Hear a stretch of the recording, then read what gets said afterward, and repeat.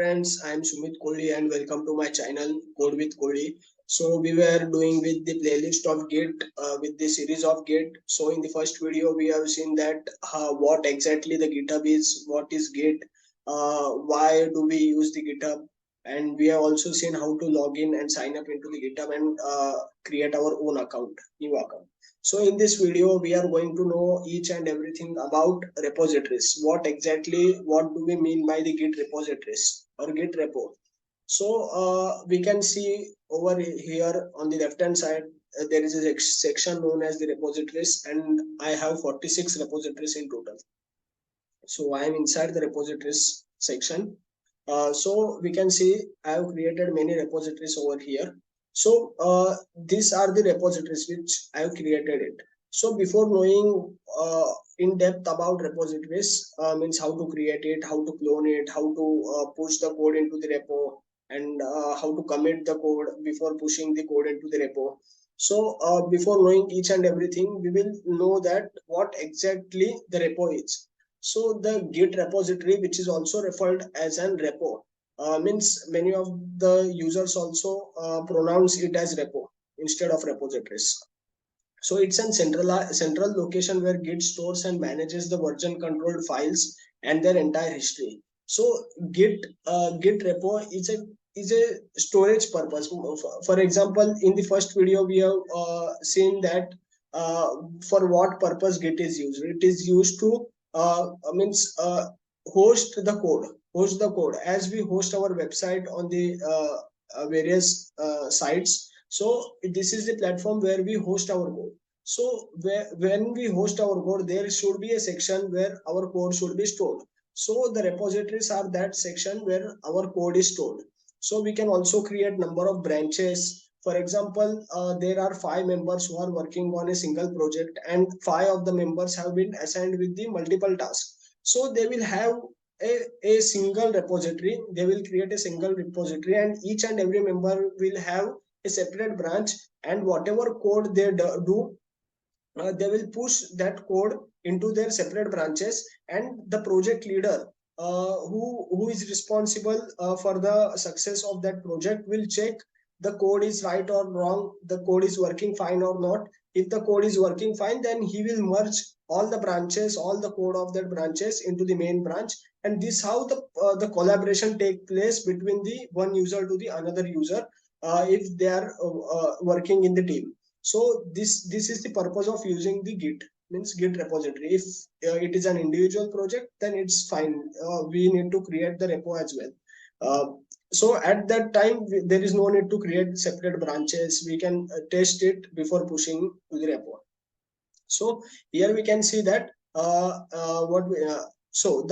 it contains all the files and directories of that folders, as I mentioned, along with the metadata and information about the changes made. Means whatever changes they are making, he will push the changes along with the commit. Means each and every member will commit before pushing into the GitHub, so that the another member will know that yes, he has made these changes over there.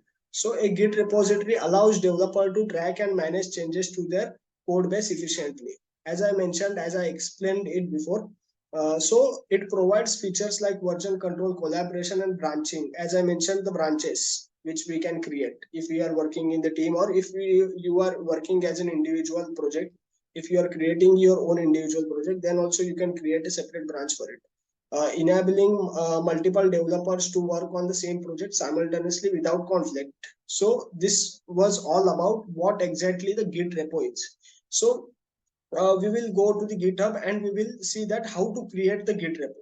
So here we can see the section known as new. So when I click on that section, you will be redirected over here. So here we can see that create a new repository. So here we can see the section known as create new repository. So if we come down over here, we can see the owner. So who should be the owner?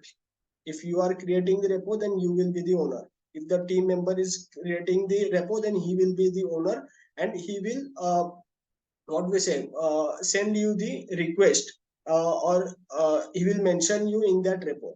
Means he will make that you will be that member of the repo. So this is, so you will send the pull request or something to the member who is included in your team. So this is the way to create the repository. So here we have included the owner. So myself, I am the owner. So what should be the name? So we are creating the first repo. So repo1, repo/1. So here we can see the repo1. So the name conventions is okay. It's available. So this is, we can also add the description if we want. It's an optional thing. I'm not adding it. So if we want the readme file, so what exactly the readme file is, we will understand about it. So we will add it. We will give a tick over here and we will simply click on this button. We can see over here is create repository. So if we click on this button, so here we can see our repo has been created. So if I go to my profile over here, and again if I come into the repositories, initially there were 46 repos. Now we can see that another repo has been created, the repo1. So this is the way to create the repositories. So the new repo has been created. So this how we can create the repo. So now another way, so the another thing is cloning this repo in our local system. So we will understand all these things in the next video.